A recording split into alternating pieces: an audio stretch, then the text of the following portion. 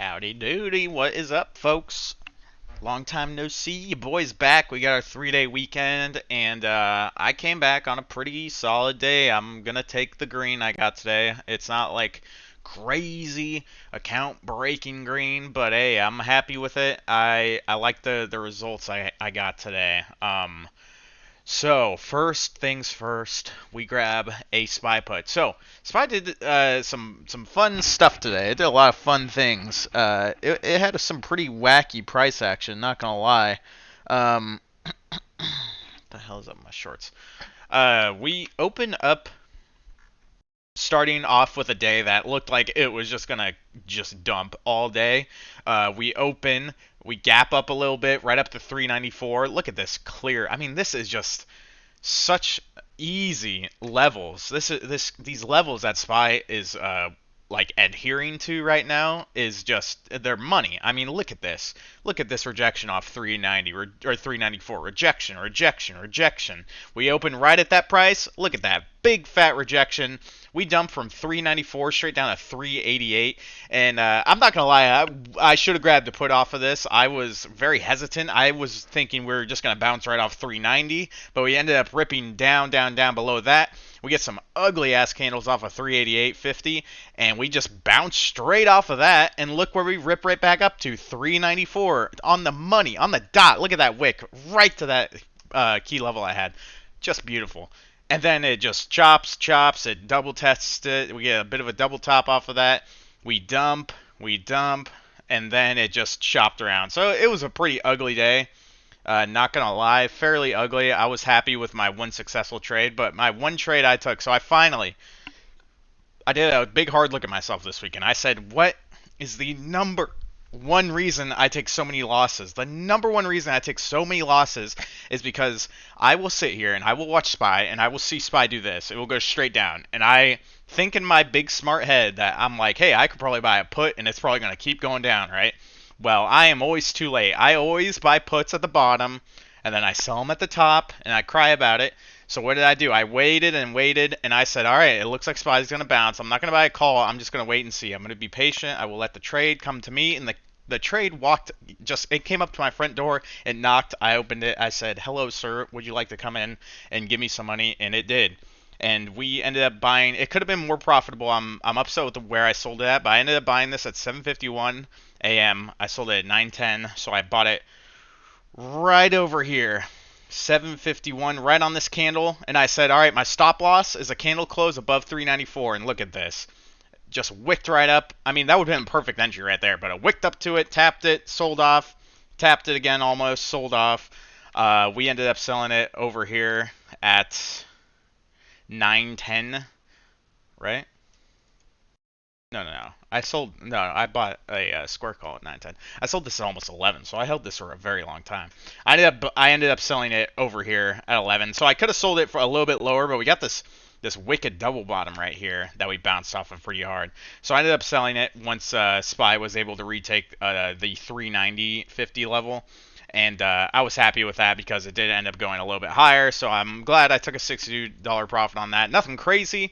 It was a far out contract, but I am confident that I am able to nail those plays all day because that's the other reason I always lose money is I buy these contracts that are like 2 days out. So if you buy a contract that's 2 days out and it doesn't immediately start going in the direction you need it to, it is going to bleed. And if it takes a long time to start going in that direction, it is not going to make as much money as it should. That is why I bought a 10-day out contract. I had plenty of time. I was able to hold it all day. That's another thing with those 2-day contracts. You hold them all day. The theta decay is real. It destroys the value of it. Even if it's going in your direction, if it's going in your direction too slowly, you're not going to make any money off of it. So I bought a 10-day. I took a nice, what was that? I took a nice like 15% profit on that. No, 306 to, no, that was about a 20% profit on that. I was thrilled with it. If I could do that every day, I would love that because then I can up the contracts I buy, I can up the size. If I could consistently do that every day, that would be the dream. But this was the perfect. Finally, I told myself, do not buy puts when you see Spy doing this. It could have gone straight down. It didn't. but it could have. But it's just like, what are the odds that we just go straight down on a Tuesday after a 3-day weekend on like no negative news? The market will go straight down if we get some bad news, but it won't just go straight down just out of nowhere. I don't think. Who knows? What do I know? But I was really thrilled with the way I played that. I mean, because I bought it as it was going up, and that's just the number one reason I lose so much money. Not so much money, but I lose money is that I buy things when they're going up. So I buy into the green and then I short into the red, and that is just not going to be a recipe for success. I have to. It's hard to short when you see green, but that is the way to be profitable. And it's easy to talk about it, but I have to actually do it. And today I did it, and I was thrilled. So even though it was a really small green day today, I was just like, hell yeah, that felt so good to finally short something in the green, and then just have it do what I thought it was going to do. And I adhered to my stop. I was about to stop out, but I was like, wait. This is also the other thing I do is I stop out right at the spike. So price action will spike up immediately out of nowhere to make people like me panic sell, because I'll see, oh my god, I'm down like $80. I have to sell. It could get worse. And then I sell, and then what's it do? It continues down in the direction I wanted it to. And then I'm like, well, I sold at the worst possible time, and now I turned what would have been a profitable trade into a big loss. So I was down like $40 on this thing, or $50 at one point, but I just said, nope, don't do it. Wait, be patient, patient, patient, and it worked. So after that long rant, we got a $62 profit off of that. So I bought a 2-week, or September 17th, yeah, about a 2-week output on Square, $62 strike put on Square. This was also a really nice play, which I wish I played it more aggressively, would have played like just these weekly contracts, because this was just so easy. So Square does this all the time. Square, it will open, look, you can just look right back here. It just goes straight down, and then it goes up, and then you draw your trend line, you short off of that. I did the exact same thing on Friday. It should have been profitable, but I kind of effed it up because it kind of ended up ripping. No, wait. No, I was profitable on Friday. But Square just always does this. It always will have an aggressive move up or down, and then it'll make a reversal at some point midday, and it did it over here on Thursday as well. You can just see this Thursday on Friday, same thing. Oh my god, look at this Square. I'm loving Square. I think Square is going to be one of my best stocks, honestly. I feel like I am really getting locked in on Square because it feels so predictable. It'll gap up and have like an aggressive move up, and then it'll just get a reversal straight back down. And then you can, based off the trend, you can draw your trend line. If it goes up, you buy a call, yada yada. But Square just always makes big fat moves in the middle of the day, and I love it. So this one was easy. We just get a rising wedge. We get our lower low. We have our lower high. We know we're in a downtrend. So what do we do? We draw our trend line. We get our nice little rising wedge. We get a lower high up here, an ugly ass wiki candle right there. I waited for confirmation of the break of the trend line. We break the trend line. I grab my put. I have 2 weeks out on this, so I have plenty of time to wait. I could have taken profit down here. It was only like $30. I'm just going to hold this because I was shorting Square shares, but I ended up covering that, and I went to Amazon to short that. But this was up like 40, $35 or so at some point today, but I'm holding it. That's why I bought a couple weeks out, because I think if you zoom out on Square, the setup on Square just looks terrible. I mean, it just looks like it is gonna completely collapse. It is broken out of this bear flag and just not looked back, and it has broken through every support level. So now my target for this is $61. Even below that, maybe 59. But yeah, Square looks like it's hot doo doo right now. On rising volume to the downside, you can see this volume, boom, boom, boom, just rising, rising, rising. I like Square. So, next trade. So this one was pretty sick. This one I got on the NASDAQ. Let's have a look. Go to the 5-minute. Nope, that's not the right QQQ. So this one was pretty dope, and it was a really nice, just quick, easy scalp. So I was looking at SPY mainly all day, but the NASDAQ basically did the same thing SPY did. It bounced off a key level. It got a big rip. It resisted up here. So now, exact same thing. NASDAQ is just like, these, I mean, when the indices go up, they kind of make different moves, but I feel like when they go down, they just like mimic each other perfectly. Because NASDAQ did basically the same thing. Resisted that level, came down, retested it, resisted it again, but then we just got this nice little falling wedge, and I was just like, damn, that looks pretty clean. It looks a little clean, and we're bouncing off a obvious demand zone, so we know buyers were down here, at least for today, they're still down here. So I buy a little call off of that, and we just got a big fat green dingus out of nowhere, and I ended up selling that. I bought it at 11:01. I sold it 10 minutes later for a $25 profit. I was like, shit, man, that was easy. I love that. I just need to take more little base hits like that, and I did not get greedy. I sold right here. I sold right in the middle of that candle, right up here, almost at the tippy top. So I sold almost at like the highest point that the stock ended up getting through the rest of the day is where I sold. If that makes any goddamn sense, not really. But yeah, it was dope. I need to take more base hits like that because those do add up, and it was a 10-minute, $25 win. I'll take it. Um, and then, you know me, I went to look for ways to lose money, and I see Tesla. And Tesla has been strong all day. And now, I gotta give you what SPY was doing at this time to give you some reference. SPY was getting these big old green dinguses out of nowhere, just random spikes out of nowhere that started looking super bullish. It looked like SPY was gonna rip into power hour. So I'm looking at Tesla, and I'm like, damn, Tesla, you got this clean trend line going across the top of these wicks. We test, and break. So I buy a call on this candle, and what do we get? The most ugly reversal shooting star candle that is just, it just rips my heart out. And then we wick straight down. I sell right here. Of course, it bounces back up, but then it ended up being the smart move because it never got into the green. And then I'm just left wondering, why do I even try to trade Tesla? I just always see people talking about how they love trading Tesla. And then I look at the setup and I'm like, all right, we got the break.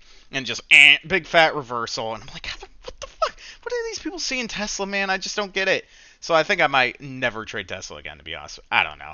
I'm just either always late to the move or I just get shaken out way too quickly because it is one of those that is just heavily traded by retail. So I think they love to fuck with retail by throwing in these massive red candles that hit everyone's stop losses and then just jack it straight back up.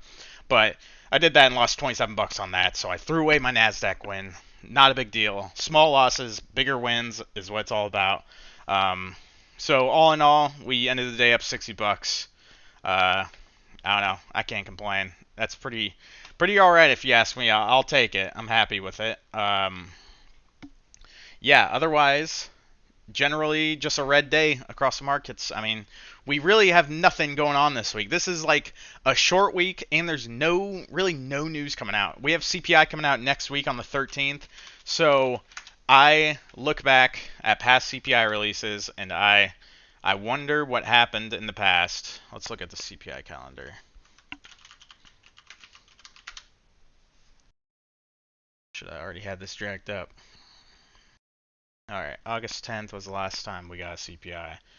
So what did the market do going into August 10th? Oh, look at that. It chopped around in a range. It chopped in this range from 406 to 415. It chopped in that range. I mean, even better would be from 409 to 417. It just chopped around this range for like way too long. And this, I had a terrible week right here. I always do this. I always have terrible weeks leading up to CPI because I'm anticipating the market to make big moves, but it just doesn't because it's obviously waiting to see what the CPI report's going to be. So we already had a big move. We already had a big old 10% drop. You know, I didn't get to trade this because I was out of town, but we already got a big old move to the downside. So I should anticipate that we're just going to chop and consolidate, especially with CPI. So that is why I am taking my $60 green days. I'm happy with it because I know this is going to be some really rough trading conditions, as the CPI numbers always are. And this is a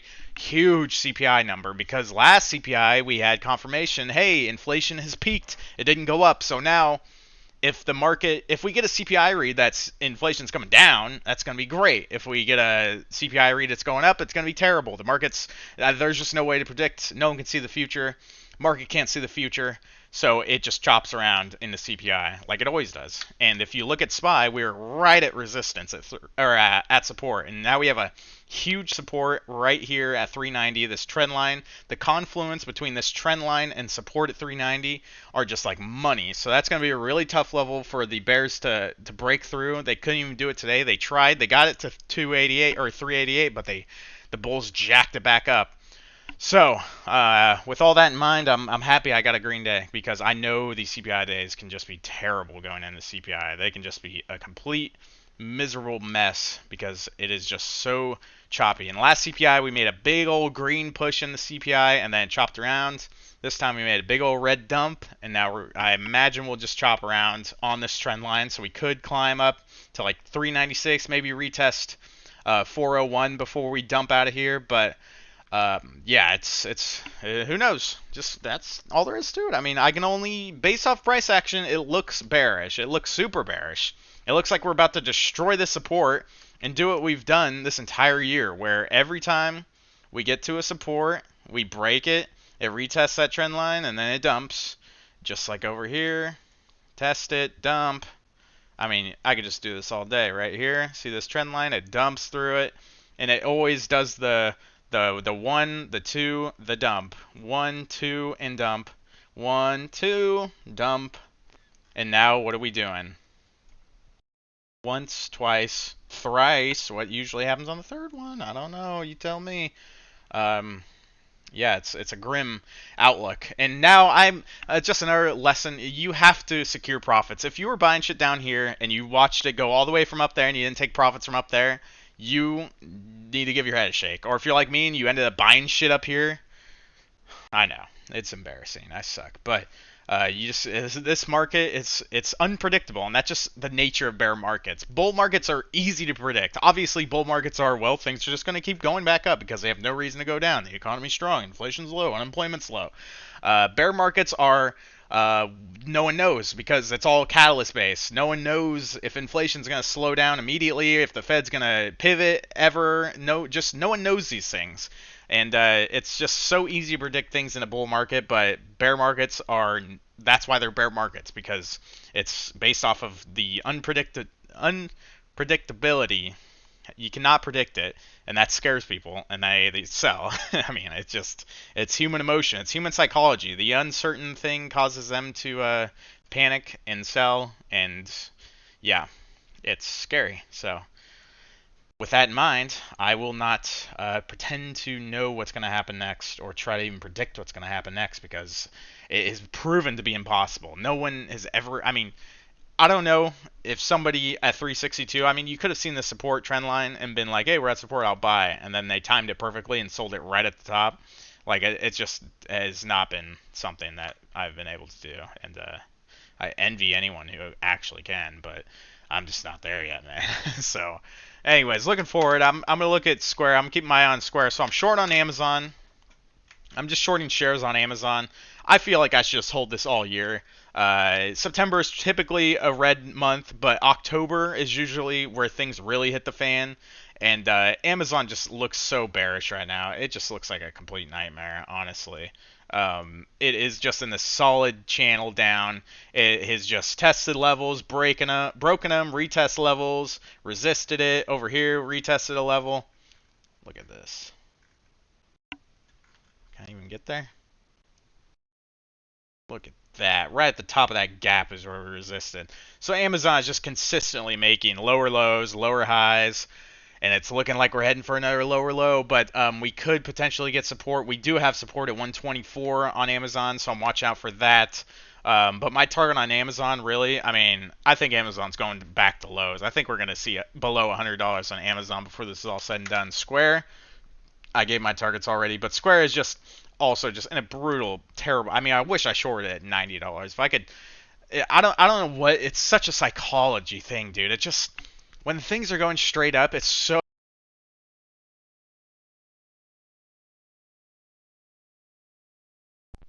stupid mic. when things are going straight up, it's so hard to zoom out and be like, wow, this would be a really good chance to short this, because it just feels like in the moment everything is just going to keep going straight up, because everyone on YouTube is like, wow, look at stocks, they're up 2%, what could possibly go wrong? Bulls are back in control, bottom is in, look at all, there's all these metrics, we did the science, we did the math. And it's just like, and then you just don't know that Powell's going to come out and say in 8 minutes he's going to drop the word inflation like 50 times and completely just yank our pants down and fucking kick us in the balls. So it's impossible, but man, if I could have shorted Square up there, dude, that is an easy trade. Same with Apple. I mean, Jesus Christ. Apple went straight up to 176. I know people shorted Apple up there.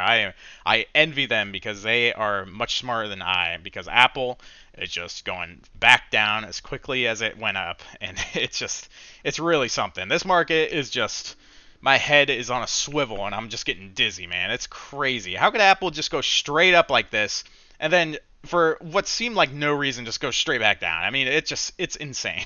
It's really something. And I'm just enjoying every moment of it because it has just been very humbling. And yeah, that's really all there is to that. I mean, it's just nuts. What are you going to do? Anyways, also looking at Nvidia. So I'm hedging myself with a put on Nvidia because it just looks like, man, it looks bad. It does not look good for Nvidia, and it worries me how far this thing could go. It is just a falling knife right now. I mean, it has had nothing but red days, and even today, where at one point the S&P was green, Nvidia couldn't even squeeze out a green day. It is not looking good. It's really concerning to be an Nvidia shareholder right now. So I'm like, I gotta hedge myself with puts on this thing. It is rough. Same with Google, man. I mean, Google has just fallen through the fucking Google. So Google, ooh, look at Google, man. Wicked right off of support right there. Hey, we could bounce from here. You guys never know. We could just bounce right from here and make a higher low. Who knows? But Google bouncing right off support. Also, one of those things that has just went straight up and straight back down. It's just like, it's jarring, this market, man. It's fucking nuts. Anyways, guys, that's my day in a nutshell. It was a solid one. I practiced some discipline. I did not just jump. I did not see red and just jump in on puts and then be like, oh no, they're going the wrong way, and panic sell. I didn't do any of that today. It was a good day. And if I can just consistently do what I did today and repeat that, I would be a very successful trader. So I take days like today, and I am very pleased with them. Even if the dollar amount is it doesn't jump off the screen. I'm happy that I mostly get wins. So I will take it. And yeah, that's all there is to it, man. I gotta be consistent. You know. Anyways, guys, I'll catch y'all later. Peace.